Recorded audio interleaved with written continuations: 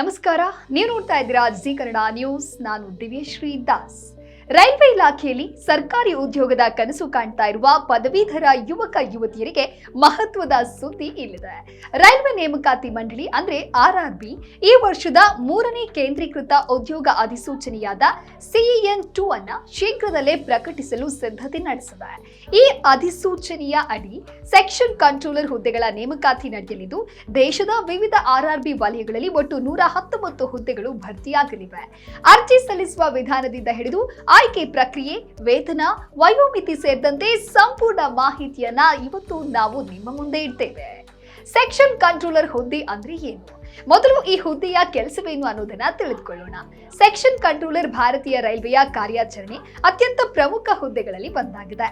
ರೈಲುಗಳ ಸಂಚಾರವನ್ನ ಸುರಕ್ಷಿತವಾಗಿ ಮತ್ತು ಸಮಯಕ್ಕೆ ಸರಿಯಾಗಿ ನಡೆಸುವ ಜವಾಬ್ದಾರಿ ಈ ಅಧಿಕಾರಿಗಳದ್ದಾಗಿರುತ್ತೆ. ಹಾಗಾದ್ರೆ ಇವರ ಪ್ರಮುಖ ಕರ್ತವ್ಯಗಳೇನು ನೋಡ್ತಾ ಹೋಗೋಣ.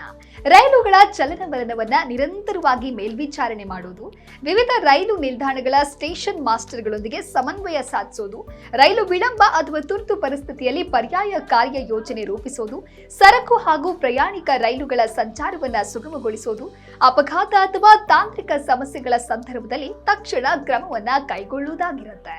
ಈ ಕಾರಣದಿಂದ ಈ ಹುದ್ದೆಗೆ ತ್ವರಿತ ನಿರ್ಧಾರ ತೆಗೆದುಕೊಳ್ಳುವ ಸಾಮರ್ಥ್ಯ, ಒತ್ತಡದಲ್ಲಿ ಕೆಲಸ ಮಾಡುವ ಕೌಶಲ್ಯ ಹಾಗೂ ಉತ್ತಮ ಸಂವಹನ ಕೌಶಲ್ಯ ಅಗತ್ಯವಾಗಿರುತ್ತೆ. ಎಷ್ಟು ಹುದ್ದೆಗಳಿವೆ ಅನ್ನೋದನ್ನ ನೋಡ್ತಾ ಹೋಗೋಣ. ಈ ನೇಮಕಾತಿಯ ಅಡಿ ದೇಶದ ವಿವಿಧ ರೈಲ್ವೆ ನೇಮಕಾತಿ ಮಂಡಳಿಗಳಲ್ಲಿ ಒಟ್ಟು 119 ಸೆಕ್ಷನ್ ಕಂಟ್ರೋಲರ್ ಹುದ್ದೆಗಳು ಗುರುತಿಸಲಾಗಿದೆ. ಬೆಂಗಳೂರು ಸೇರಿದಂತೆ ವಿವಿಧ RRB ವಲಯಗಳಲ್ಲಿ ಈ ಹುದ್ದೆಗಳು ಹಂಚಿಕೆಯಾಗಲಿವೆ. ಅಂತಿಮ ಹುದ್ದೆಗಳ ಹಂಚಿಕೆ ಅಧಿಕೃತ ಅಧಿಸೂಚನೆಯಲ್ಲಿ ಪ್ರಕಟವಾಗುತ್ತೆ. ಹಾಗಾದ್ರೆ ಶೈಕ್ಷಣಿಕ ಅರ್ಹತೆ ಏನು ನೋಡೋಣ. ಈ ಹುದ್ದೆಗೆ ಅರ್ಜಿಯನ್ನ ಸಲ್ಲಿಸಬೇಕು ಅಂತ ಹೇಳಿದ್ರೆ ಯಾವುದೇ ಮಾನ್ಯತೆ ಪಡೆದಂತ ವಿಶ್ವವಿದ್ಯಾನಿಲಯದಿಂದ ಯಾವುದೇ ವಿಷಯದಲ್ಲಿ ಡಿಗ್ರಿ ಪಡೆದಿರಬೇಕು.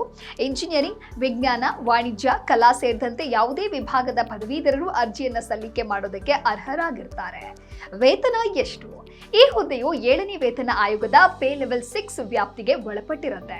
ಆರಂಭಿಕ ಮೂಲ ವೇತನ 35,400 ರೂಪಾಯಿ ಆಗಿದೆ.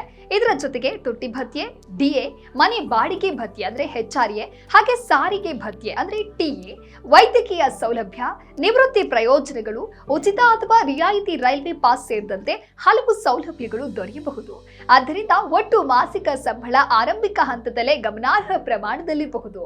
ಆದರೆ ಇದು ನೇಮಕವಾಗುವಂತಹ ಸ್ಥಳ, ಭತ್ಯೆಗಳು ಮತ್ತು ಅನ್ವಯಿಸುವಂತಹ ನಿಯಮಗಳ ಮೇಲೆ ಅವಲಂಬಿತವಾಗಿರುತ್ತೆ.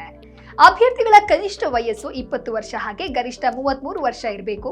ಸರ್ಕಾರದ ಮೀಸಲಾತಿ ನಿಯಮಗಳ ಪ್ರಕಾರ ವಯೋ ಸಡಿಲಿಕೆ ನೀಡಲಾಗುತ್ತೆ.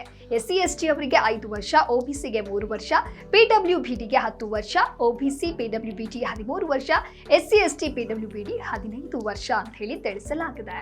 ವಯೋಮಿತಿಯ ಲೆಕ್ಕಾಚಾರ ಯಾವ ದಿನಾಂಕವನ್ನ ಆಧರಿಸಲಿದೆ ಅನ್ನೋದು ಅಧಿಕೃತ ಅಧಿಸೂಚನೆಯಲ್ಲಿ ಸ್ಪಷ್ಟವಾಗಲಿದೆ. ಅರ್ಜಿ ಶುಲ್ಕ ಕುರಿತಂತೆ ಮಾಹಿತಿಯನ್ನ ನೀಡ್ತಾ ಹೋಗ್ತೀವಿ. ಆನ್ಲೈನ್ ಮೂಲಕವೇ ಅರ್ಜಿಯನ್ನ ಸಲ್ಲಿಕೆ ಮಾಡಬೇಕಾಗುತ್ತೆ.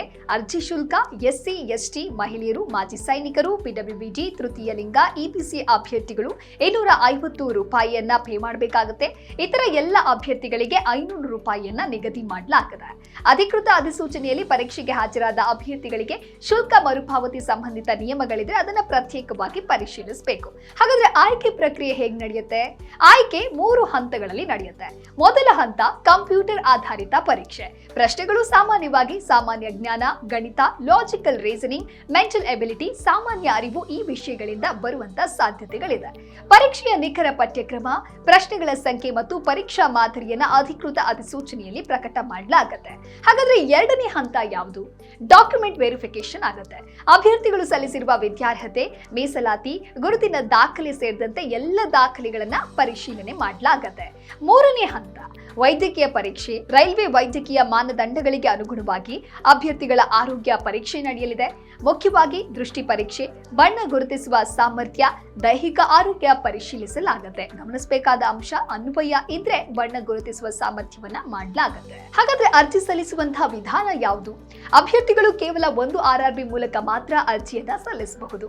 ಅರ್ಜಿ ಸಲ್ಲಿಸುವ ಹಂತಗಳ ಕುರಿತಾಗಿ ನೋಡ್ತಾ ಹೋಗೋಣ. ಅಧಿಕೃತ RRB ವೆಬ್ಸೈಟ್ಗೆ ಭೇಟಿ ನೀಡಬೇಕು. ಒನ್ ಟೈಮ್ ರಿಜಿಸ್ಟ್ರೇಷನ್ ಪೂರ್ಣ ಪೂರ್ಣಗೊಳಿಸಬೇಕು. ಆಧಾರ್ ದೃಢೀಕರಣ ಮಾಡೋದು ಉತ್ತಮ. ಅರ್ಜಿಯಲ್ಲಿರುವಂತಹ ಮಾಹಿತಿಯನ್ನ ಸರಿಯಾಗಿ ಭರ್ತಿ ಮಾಡಿ, ಅಗತ್ಯ ದಾಖಲೆಗಳನ್ನ ಅಪ್ಲೋಡ್ ಮಾಡಿ, ಅರ್ಜಿ ಶುಲ್ಕವನ್ನ ಪಾವತಿಸಿ. ಅಂತಿಮವಾಗಿ ಅರ್ಜಿಯನ್ನ ಸಲ್ಲಿಸಿ, ಹಾಗೆ ಪ್ರಿಂಟ್ ಪ್ರತಿಯನ್ನ ನಿಮ್ಮ ಬಳಿಯೇ ಉಳಿಸಿಕೊಳ್ಳಿ. ಪ್ರಮುಖ ದಿನಾಂಕಗಳು: ಅರ್ಜಿ ಸಲ್ಲಿಕೆ ಆರಂಭ ಆಗೋದು ಜುಲೈ 15. ಅರ್ಜಿ ಸಲ್ಲಿಕೆಯನ್ನ ಮಾಡೋದಕ್ಕೆ ಕೊನೆಯ ದಿನ ಆಗಸ್ಟ್ 14. ಕಿರು ಅಧಿಸೂಚನೆ ಶೀಘ್ರದಲ್ಲೇ ಪ್ರಕಟವಾಗುವ ನಿರೀಕ್ಷೆ ಇದ್ದು, ಸಂಪೂರ್ಣ ಅಧಿಸೂಚನೆ ಬಿಡುಗಡೆಯಾದ ನಂತರ ಅಭ್ಯರ್ಥಿಗಳು ಎಲ್ಲ ಅರ್ಹತಾ ಷರತ್ತುಗಳನ್ನ ಒಮ್ಮೆ ಪರಿಶೀಲಿಸಿ ಅರ್ಜಿ ಸಲ್ಲಿಕೆ ಮಾಡೋದು ಸೂಕ್ತ. ಹಾಗಾದ್ರೆ ಈ ಪರೀಕ್ಷೆಗೆ ಹೇಗೆ ಸಿದ್ಧತೆ ಮಾಡ್ಕೊಳ್ಬೇಕು, ಇದು ಕೂಡ ವೆರಿ ಇಂಪಾರ್ಟೆಂಟ್. ಇದೀಗ ಅಂದ್ರೆ ಈಗಲಿಂದಲೇ ಸಿದ್ಧತೆಯನ್ನ ಆರಂಭಿಸಿದ್ರೆ ಉತ್ತಮ ಆಗುತ್ತೆ. ಪ್ರತಿದಿನ ಸಾಮಾನ್ಯ ಜ್ಞಾನ ಅಭ್ಯಾಸವನ್ನ ಮಾಡಿ, ಗಣಿತದ ಮೂಲಭೂತ ವಿಷಯಗಳನ್ನ ಪುನರಾವರ್ತಿಸಿ, ಲಾಜಿಕಲ್ ಹಾಗೆ ರೀಸನಿಂಗ್ ಪ್ರಶ್ನೆಗಳನ್ನ ಅಭ್ಯಾಸ ಮಾಡಿ, ಹಿಂದಿನ RRB ಪ್ರಶ್ನೆ ಪತ್ರಿಕೆಗಳನ್ನ ಸಾಲ್ವ್ ಮಾಡಿ, ಪ್ರತಿದಿನ ಮಾಕ್ ಟೆಸ್ಟ್ ಬರೆಯುವಂತಹ ಅಭ್ಯಾಸವನ್ನ ಬೆಳೆಸಿಕೊಳ್ಳಿ. ಸಮಯ ನಿರ್ವಹಣೆಗೆ ಹೆಚ್ಚಿನ ಗಮನ ನೀಡಿ. ರೈಲ್ವೆಯಂತಹ ಪ್ರತಿಷ್ಠಿತ ಕೇಂದ್ರ ಸರ್ಕಾರಿ ಇಲಾಖೆಯಲ್ಲಿ ಉದ್ಯೋಗ ಪಡೆಯಲು ಬಯಸುವ ಪದವೀಧರರಿಗೆ ಇದು ಉತ್ತಮ ಅವಕಾಶವಾಗಿದೆ.